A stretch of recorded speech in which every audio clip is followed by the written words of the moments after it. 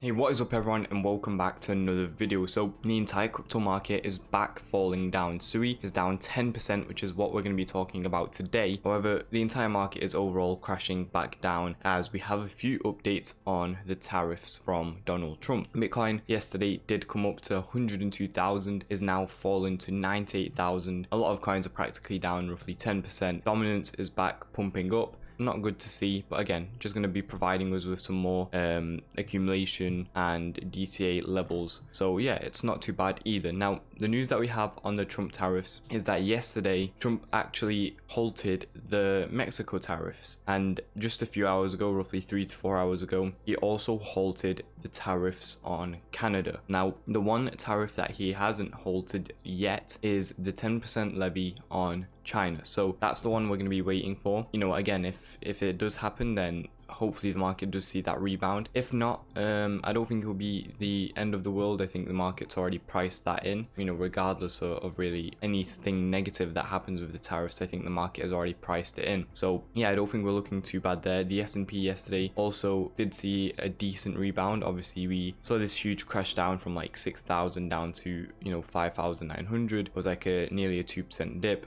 We then did come back up, filled most of the fair value gap, and have just been consolidating since. And the way that affected the crypto market is like this. Obviously, huge dump. Overnight we saw a little pump back up. Stock market opens and we see the rally continue. Now, good effect overall. Again, we talked about this on Saturday and also on Monday yesterday, that the stock market plays a huge effect on the crypto market.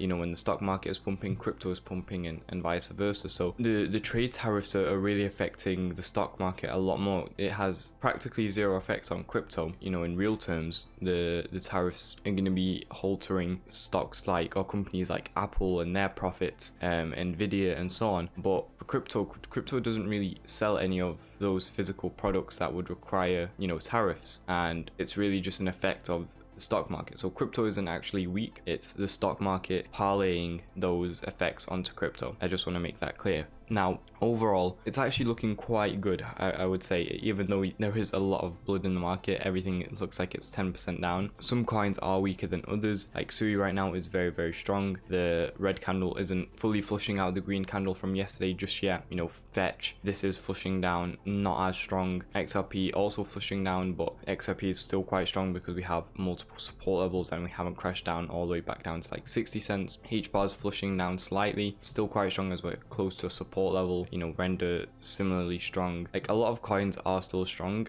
and it's very easy to tell which aren't. Like AVAX right here on a support level, but that flush is very, you know, showing how weak it is. Polkadot similarly. Solana looking strong. ETH looking quite weak, to be honest. Here, huge wick. Like, we can't discredit the wick, but overall a lot of coins are just coming back down to their support, and SUI is one of those coins. So where would I be buying SUI? Well, yesterday we did actually accumulate some SUI right on this wick, like in the middle to lower quarter of the wick. We were accumulating. Overall though, there is quite a good support level here on SUI. If we draw a sort of line from here to here, it's on the 1.618 level here on the fib. Now, we do have this sort of no man's land right here, which we did absolutely wick through yesterday down to like $2.36. We didn't fully touch that support yet, but you know, that's where there is a lot of strength, lots of accumulations. Like, this was a very strong resistance, so if we would be able to use that as a support, it'd be very good. However, we also have to dollar cost average in here, because if, for example, we don't fall to this level and we just start to see a rally because maybe we get some Federal Reserve news, then we'll have missed out on the entire move, all because of a, how much is this, 30% dip that didn't happen. So it's usually best to just dollar cost average in with every dip rather than waiting for the largest dip, because you'll be waiting for a very long time. Like, for example, on SUI, I've been dollar cost averaging in from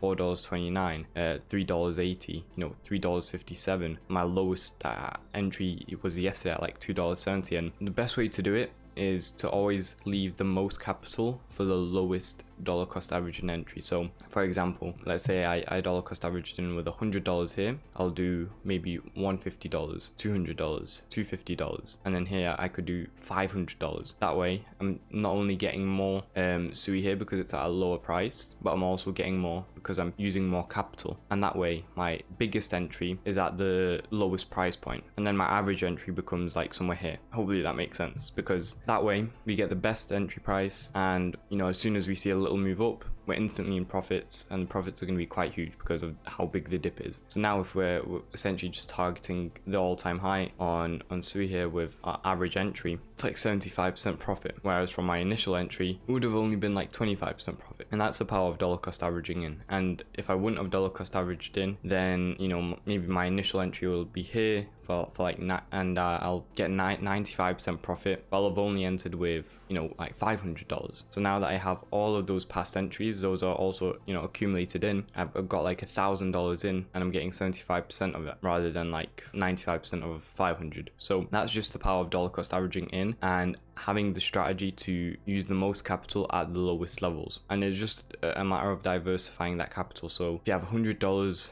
you know, calculate it, 10 here, 15 here, 20 there, 50 there, and so on and so forth. If you have 1,000, same thing, 10,000, same thing. Now, the targets we're looking for on SUI and sort of stop losses. If you're on spot, I wouldn't really have a stop loss. I don't know anybody that has stop losses on spot. You usually either hold to your take profit until it goes to zero, because the only times anything has ever gone to zero is Luna or all the meme coins that people will be buying. So don't buy meme coins, just buy utility based coins. Targets, I'd really be targeting easily. I'm not really targeting the all-time high. I think that's way too low. So initial targets, at least the level at here 3.618, but main targets we're looking at $7.75, and then further up as well. I don't think I can check market cap here on SUI, no, but yeah, I mean, it is strong overall. I definitely think it has the potential to be like a Solana. The team behind SUI is very, very strong as well. It's like all ex you know, blue chip unicorn devs. So yeah, huge strong team behind SUI, lots of potential. If you are looking for long trades, which I am personally too on a lot of coins, not just SUI, there's so many coins that, you know, have potential for long trades, and with this move back down, it's quite evident. So for example, on SUI here, there's not really a proper fair value gap. We do have an order block here though, so you could look for something like this where we come back down, look for a move up.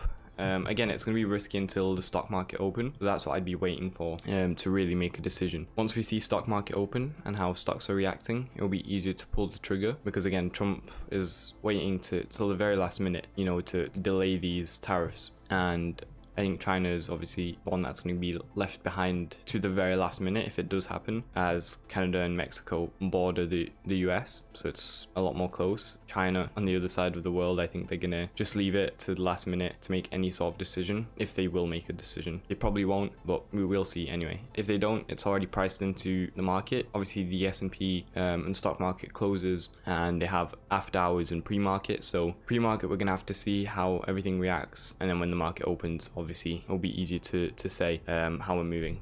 So yeah, I wouldn't really look to enter just yet. Very, very volatile, all fundamental based. Once we do start to get more technical, hopefully we come back down into this area and see the move up. Now, if you did enjoy the video, please make sure to like and subscribe, as it does help out a lot. If you want to be getting trades sent to you by me and my team every single day, then check out the Discord down below. It's like $60 a month, and we've been absolutely crushing it, like you can see on the screen. You need a place to buy, sell, or trade any sort of cryptocurrency for the lowest fees, the best sign-up rewards, and check out all the exchanges we're working with down below. Thank you all for watching. I'll see you all tomorrow. Goodbye, guys.